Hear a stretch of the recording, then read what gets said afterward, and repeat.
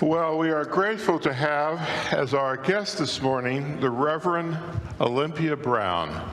Welcome, Reverend Brown. Welcome to our church. And please, if you could just join us here up on the pulpit. Watch that step. There we go.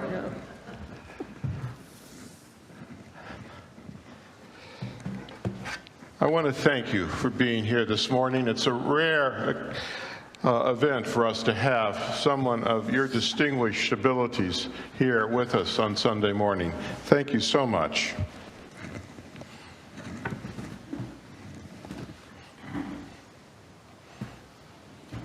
All right. Are you happy to be here? I'm very happy to be here. I've heard wonderful things about you all over these years. Your minister has told me that you're loving, kind people, and that you love your children as well as your middle-aged folks and your elderly, that you know that it is all of you together that makes you strong and loving. So I'm very, very glad to be here. Well, Reverend Brown, we're part of the denomination in which the Unitarians and the Universalists merged together in May of 1961. I hope we can take the opportunity of your visit to learn a little bit about our Universalist heritage. Just let me get my pages straight. Oh, I'd be happy to tell you about myself and to answer your questions. I feel a little humble, but at my age, it's okay to say something about your life. Well, can you tell us what were the social conditions were like for you, for women, when you were born in a log cabin near Kalamazoo, Michigan in 1835? In 1835, women had no right to own property and no legal existence apart from their husbands. Yet the law held women responsible for all debts incurred by their husbands. Women had no right to attend public meetings or testify at hearings or run for public office or vote in elections. Yet the law required women to pay their full share of all local and federal taxes and obey all the laws of the state. This is so hard to believe today. In churches, women had no right to vote or sit on governing boards or committees or serve as ministers, but society expected women to uphold such virtues as modesty, meekness, compassion, and piety. The custom of the time directed women to accept the drinking, the beatings, and the extramarital activities of their husbands. This was the world into which I was born. Well, did your parents teach you to accept this situation? No. My mother and father, parents, listen up, were both from Vermont. Hosea Ballou had converted them both to Universalism, and I believe you had Hosea here last week. They believed in the universal goodness of all people, including Negroes and women. Although most girls did not attend school, my mother insisted that my younger sisters and I attend. At her urging, my father built a schoolhouse on our farm and went around to the other farmers and asked them to help pay for a teacher. Study was the first objective of our house. My mother made it a rule that if any child was studying, she would not call on that child to do housework. Well, you can imagine we all studied. Well, in your time, how widespread was the Universalist Church? When I was a child, one Calvinist wrote that Universalism is the reigning heresy of the day. It is spreading itself far and wide. It's poisoning more minds, and ruining more souls than any, if not all, other heresies amongst us. There were over 600 Unitarian Universalist churches, many of them very small. However, there were none near our farm. What I learned from my family. Well, on another subject, how did your family feel about slavery? Oh, my aunt and uncle, I'm so proud that they were part of our family. They lived nearby, used their house as a station on the Underground Railroad. Whenever we went to visit, we would see one or more Negroes, sometimes a whole family. They were being kept in hiding until it was safe to carry them on to Battle Creek and then on to Canada. My aunt and uncle helped over 1,500 Negroes escape to freedom in Canada. What they did was dangerous. You sound proud. I'm very proud. When you turned 21, your father told you he would send you to any college that you chose. Why did you pick Antioch College in Yellow Springs, Ohio? Well, I didn't have too much choice. In 1856, I knew of only 2 colleges in the country that admitted women. Oberlin, a very wonderful music school also, and Antioch. Oberlin placed many restrictions on women. It was narrow, orthodox, and bigoted. Antioch was 3 years old, and it imposed no doctrinal teachings on its students. Horace Mann was its president. He proclaimed that the new college was to try a great experiment, the education of women on the same terms as men. I was not disappointed in the school. Women attended classes with the men, and for a while, we all wore bloomers. They sort of looked like skirts, but they were actually pants. A bloomer was a comfortable dress designed by a woman. It was an alternative to the restricted clothing the traditional culture expected us to wear. Well, when you entered college, did you have a profession in mind? No, I just wanted to learn. I wanted to learn as much as I could about as many things as possible.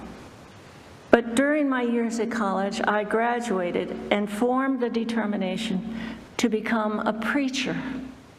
One event sticks out in my mind. We'd had many lectures from such men as Horace Greeley, Ralph Waldo Emerson, and others.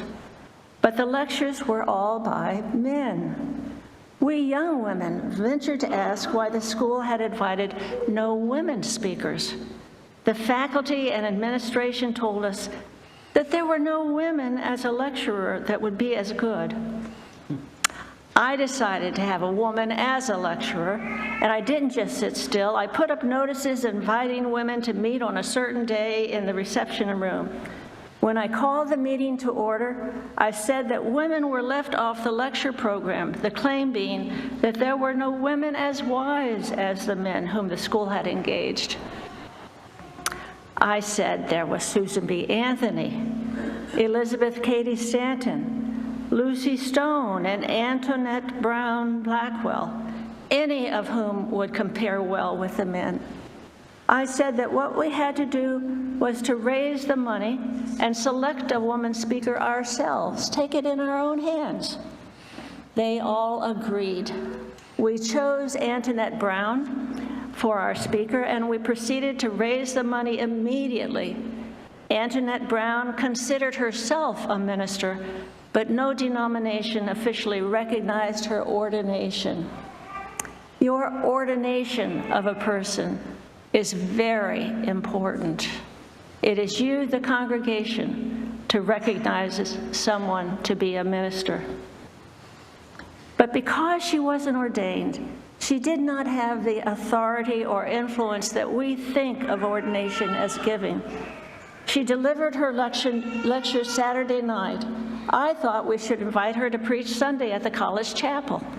But the school administration said that that was not possible.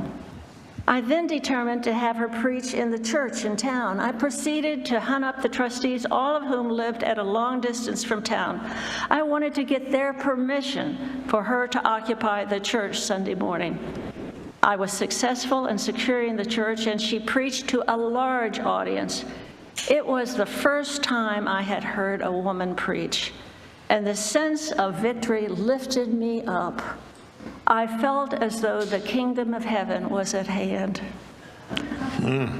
Sounds like you really liked her. Yeah. After graduation from Antioch, how did you find a theological school that would accept you? I wrote to all theological schools I knew about, asking if I could be admitted as a student. From the Unitarian School in Meadville, Pennsylvania, I received the reply that they would like to have me for a pupil. However, they were rejecting my application because the Unitarian trustees thought that having a woman would be too great an experiment. Oberlin said they would admit me to the school, but they would not support me in being ordained. But I was intent on being ordained.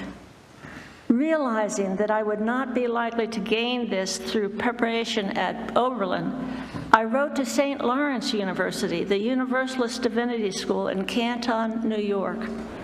The president, Mr. Fisher, told me that he would admit me, although he did not think women were called to the ministry. However, he said, I leave that between you and God. This, I thought, was just where it should be left. So I arrived at St. Louis in the fall of 1861 when there was so much tumult in our country. Well, how did they treat you at St. Lawrence? I came away from school with every feeling outraged and my nervous system permanently shattered through the persecutions that I had endured at that school, solely because I, a woman, was seeking a chance to preach the Universalist belief that there is no such thing as everlasting punishment. The professors treated me fairly as far as my work was concerned. However, my fellow students, all of them male, indulged in derogatory remarks about my sermons, which I found hard to bear. The mildest of these criticisms was this frequent one. Well, it was good, but I should hardly call it a sermon. There were two young men who prided themselves on devising various petty forms of annoyance. For example, they would get under my windows at night and mimic my voice, which they found peculiar. I suppose these young men went on to serve big churches? Actually, no. Both of them left the ministry within a year of their entrance. Well, how did you succeed in getting ordained? Each Sunday, I traveled to a different church in the area near the theological school to preach. Over 2 years, they got to know me, not as a woman, but as a minister. In June of 1863, I went before the Ordaining Council of the Northern Universalist Association. After 2 years of preaching in their churches, they knew something of my work and character. When the day of the interview approached, President Fisher of St. Lawrence told me that he opposed my being ordained. However, the week before the interview, I had preached in a church in a small town near the theological school. The members of that church offered to call me as their minister. A delegate from this church was on the Ordination Council. At the meeting, there was much discussion and opposition. I spoke for myself. When the Ordination Council voted, it was in my favor. That small Universalist church in Upper New York State ordained me as a Universalist minister on June 25th, 1863. I was filled with gratitude and love for them. I was only 28 years old. Never before in the United States had a denomination recognized a woman for ordination, and I was ecstatic. Well, then what were the first years that you served as a minister? What were they like? Did they meet your expectations, your hopes, your dreams? I was getting older, so I understood that I can say yes and no. I briefly served small churches in New York State and in Vermont. In 1864, at the age of 29, the Universalist Society in Weymouth, Mass., if you all know Weymouth at all, called me to be their minister. The church was not what you'd call a plum. The membership was small, and the church had been without a regular minister for 2 years. They were heavily in debt, and to pay their bills, they were about to lease their meeting house as a hall. Also, at first, I was not accepted by their community. Soon after I arrived, the most horrible thing happened. President Lincoln was assassinated. All the ministers in town held a meeting to plan for a town-wide memorial service. None of the other ministers were willing to unite in a service with a woman preacher. So I held my own memorial service for Lincoln with just my small congregation. Well, it must have been a hard time for you. It was very difficult. But in spite of the difficulties, I loved it. We paid off the debt, we increased the membership, we restored the building, we installed a new organ. Looking back, I consider my 6 years in Weymouth the most enjoyable part of my ministerial career. I truly love those people. And it was while you were a minister in Weymouth that you took a leave of absence from the church and threw yourself into the women's suffrage movement. Can you tell us a little bit about that? In 1867, Susan B. Anthony, who was an active Unitarian, asked me to go to Kansas to campaign for the right of women to vote. Kansas was the first state in the history of the country to place on the ballot the question of women's suffrage. I could not say no to Susan. In Kansas, I traveled by wagon through the hot summer months of July and August, speaking twice a day, asking men to give women the right to vote. The meetings were often 50 miles apart, making it necessary to start at 4 o'clock in the morning to reach the first appointment at 2. After a short stay for lunch and a speech in some schoolhouse, we would start at once to meet an engagement at 8 o'clock in the evening. Often there were no roads. We were obliged to follow a trail across the prairie, often indistinct. And we often lost our way traveling round and round, not knowing where we were. Occasionally, we would meet a countryman and ask about the distance to the next town, to which we would receive the illuminating reply of, "Right smart," or "A good little bit." I have a description from the Kansas State Journal of one of your meetings. May I quote from it? Oh, please. It describes a speech by a local judge who was for giving the vote to black males, but was against giving the vote to women. You were the next speaker after him. The reporter wrote, "It was expected that when Ms. Brown was introduced, many would leave, owing to the strange feeling against female suffrage in and around Oskaloosa, but no one left. The crowd grew more dense. A more eloquent speech was never uttered in this town than Miss Brown's delivered. For an hour and 3/4, the audience was spellbound as she advanced from point to point. She said the ballot meant protection. It meant much more. It meant education, progress, achievement, and elevation for the oppressed classes. She paid an elegant tribute to Kansas, the pioneer in all reforms. She said that it would be the best advertisement that Kansas could have to give the ballot to women. Thousands now waiting and uncertain would flock to our state. A vast tide of immigration would continually roll towards Kansas until her broad and fertile prairies would be peopled. After Ms. Brown had closed, someone in the audience called for a vote on the female proposition.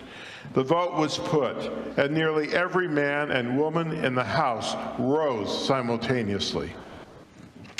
So did you win in Kansas? No. We lost 9,000 to 20,000. It was the first of many defeats. And after that vote, what did you do? I went back to Weymouth and continued to organize. In 1868, I founded the New England Suffrage Association. In 1870, I accepted a call to the Universalist Church in Bridgeport, Connecticut, where the famous showman P.T. Barnum was a member. In Bridgeport, I met a wonderful man named John Willis. We were married in 1873 when I was 38. The next year, when I was 39, my first child, Henry, was born. I did not approve of any of the Bridgeport doctors, so I traveled to a special sanitarium for the birth. Did you change your last name to Willis? No. I felt strongly about this. The custom of surrendering one's name upon marriage is a way of suggesting that the woman belongs to the man. It is no different from slavery times, when the Negro changed his name on gaining a new owner, the purpose being to show who was his master. I am proud that I retained the name Brown all my life, with the full understanding and approval of my husband. Well, how did your church in Bridgeport, Connecticut accept your marriage and your child? Not well. There had always been a small faction in the church that opposed a woman as minister. After the birth of my son, this faction began to work up its opposition. They called in ministers from neighboring churches to go among the people in my congregation saying, "What you need here is a good man." My parish gave me a vote of endorsement, but because of the division, I decided to resign. We remained in Bridgeport 2 years longer, during which time my daughter Gwendolyn was born. I was 42 years old. And then you moved to a Universalist church in the Midwest. Yes. When I was 43, the Universalist Church in Racine, Wisconsin, called me to serve as their minister. It was my last full-time church. I served the church for 9 years, and I maintained my home in Racine the rest of my life. When you were 52, you stopped working full-time as a parish minister. Why did you leave that profession? I had to choose. I wanted to devote all my efforts to the suffrage movement. I was president of the Wisconsin Women's Suffrage Association and vice president of the National Women's Suffrage Association. In 1893, my beloved husband died, and I took over the management of his printing business. Women's rights and the care of my family became my two tasks for the rest of my life. Well, working year after year after year to get women the right to vote with no result, it must have been very frustrating. Very. It would have been so easy to dissolve into passivity, especially after my husband died. Frustrating is an understatement. To get the word male out of the Constitution cost the women of this country 52 years of political activity.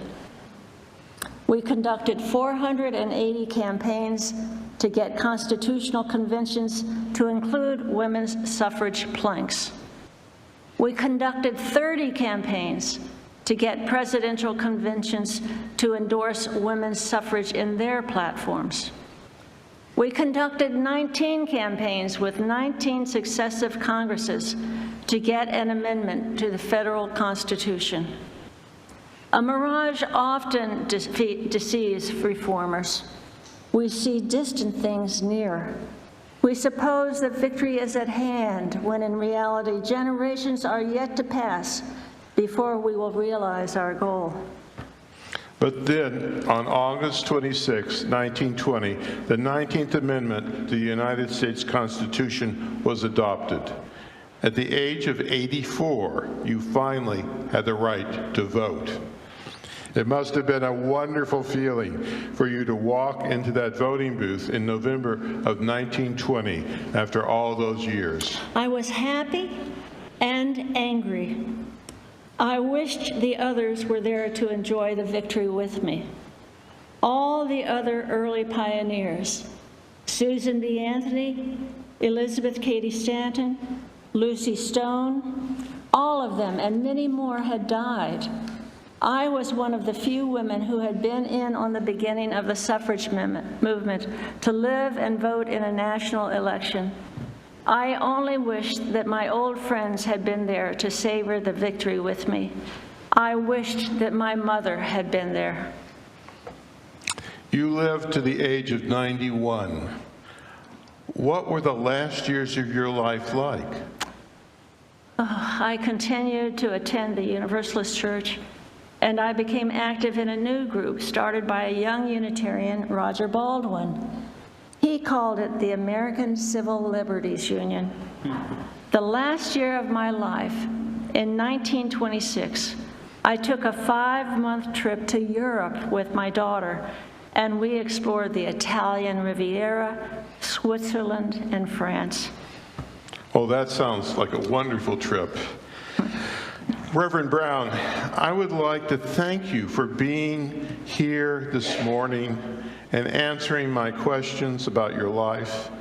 For my final question, I would like to ask you about a study that appeared in the news a few years ago, about a study by the Southern Baptist Convention, which today is the largest Protestant denomination in the United States. Now, apparently they conducted research in the state of Alabama, and actually in all the states, but we only have information about Alabama, in which they determined how many citizens of Alabama were going to go to hell. And they concluded that 46.1% of the people of Alabama are bound for hell. This includes all Jews, Hindus, Buddhists, Roman Catholics, and all, of course, Unitarian Universalists. According to the article, the Southern Baptists have national figures on who's going to hell and who is not, but they refuse to reveal them for the article. Do you have any comment? Oh, these sorts of claims may appear just as simple foolishness when we read about them in the newspaper. But look at Florida. However, as you may know, they can do enormous damage to the spirit of people. Have you ever sat and held the hand of a crying father because he believes that his baby is not able to get into heaven because it died before anyone baptized it? Have you ever sat and watched a woman shake with tears because she has just returned from a visit with her parents, and they have told her that because she is lesbian, they will never be reunited in heaven? Have you ever stood at a memorial service filled with grief and heard a minister threaten you by saying that unless you accept a certain theology, you are bound for hell? I have. As a 19th century Universalist minister, I taught that because of God's love, every human being will go to heaven.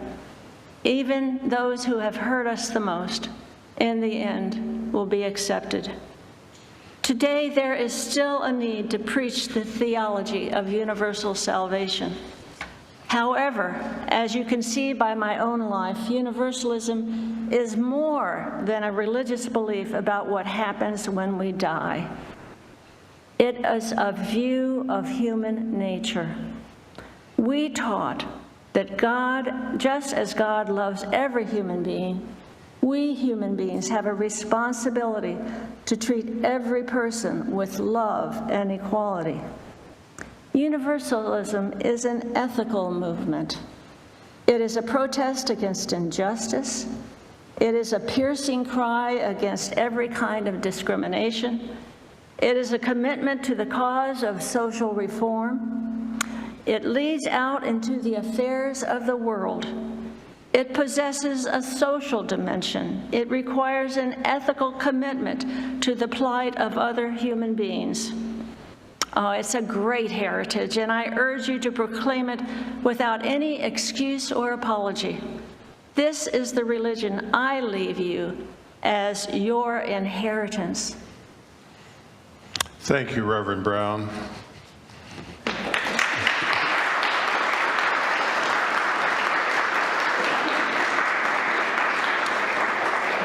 Robert will play through our closing hymn.